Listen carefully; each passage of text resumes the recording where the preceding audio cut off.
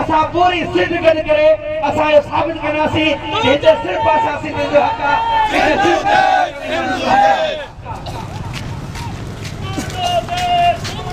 असा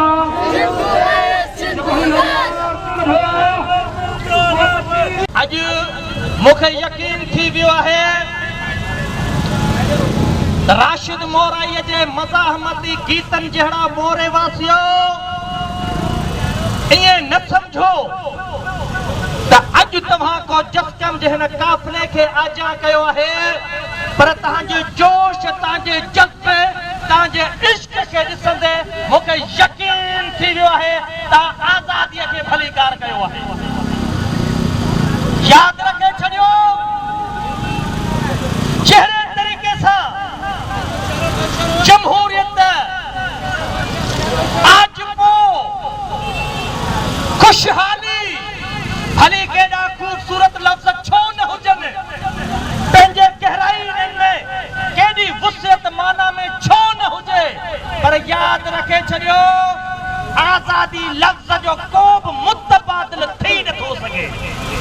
जहिड़े तरीक़े सां मुर्शिद लतीफ़ चयो आहे त संदी सिक पिन लोक ॾिठे न लहे ऐं मूंखे ख़बर है सिंध जा आशिको हा भली माण्हुनि जा ड्रम बीठल हुजनि पर महबूब जहिड़ी खुशबू ॿिए कंहिं में न हूंदी आहे अहिड़े तरीक़े सां दुनिया में भली सवे हज़ारे मुल्क हुजनि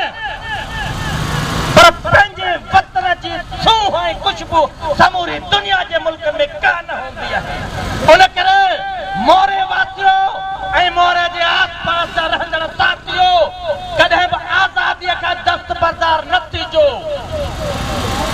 आज़ादी माण्हू जो हुस्न हूंदो आहे आज़ादी मुल्क जी सूह हूंदी आहे ऐं तव्हां जंहिं जोश जज़्बे सां आज़ादीअ जो हिकु काफ़िलो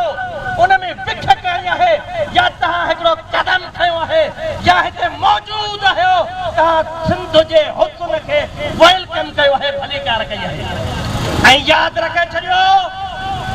सिंध के माण्हूअ जो ठाहियल मुल्क न अथव सिंध जो ख़ालिक ख़ुदा आहे सिंध कल्ह आज़ाद हुई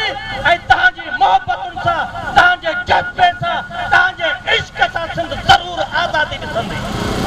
ऐं आज़ादी यादि रखे छॾियो ही मोरे जा केतिरा ई माण्हू मोहकिरा ॾिठा हुआ हिन मेन बाज़ार जे रोड जे लाइ एहतजाज कंदे ॾिठा विया हुआ ऐं समूरी सिंध जो इहो हाल अथव मुंहिंजा भाइरो आज़ाद मुल्कनि जे शहरनि जा अहिड़ा ॾेख न हूंदा आहिनि अॼु बि सिंध किरोड़े रुपया उपाए पई कलाकनि में अरबे रुपया उपाए पई ॾींहंनि में ऐं हीअ सिंध अॼु बि खुशहाल आहे पर यादि रखे छॾियो तव्हां सिंध जा वारस न जाॻंदो त ही मिसाल यादि रखे छॾियो निभागे भागे जे घर में चोर ईंदा ऐं तव्हां भाग वारा आहियो भाग वारा थियो ऐं तव्हांजो भाग तॾहिं तव्हां मोट खाईंदो जॾहिं तव्हां सिंध जे आज़ादी जी जदोजहद खे मानाइतो ऐं शानाइतो कंदो उन में शामिल थी वेंदो ऐं अॼु सिंध जो काफ़िलो जेको साईं जीएम सैयद अकेलो थी निकितो हो ऐं कढियो हो अॼु उन में सवे न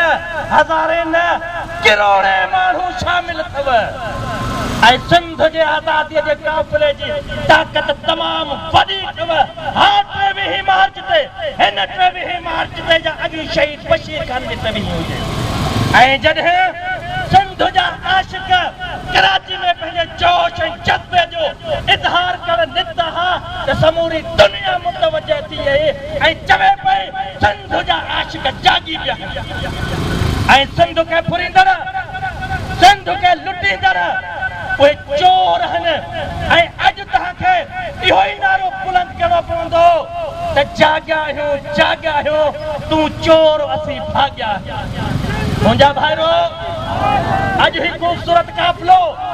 जंहिंजे लाइ हिते दोस्तनि वरी हिकिड़ो ॿियो आज़ादी सिंध घुरे थी आज़ादी काफ़िले जो ऐलान करे छॾियो आहे मूंखे यकीन आहे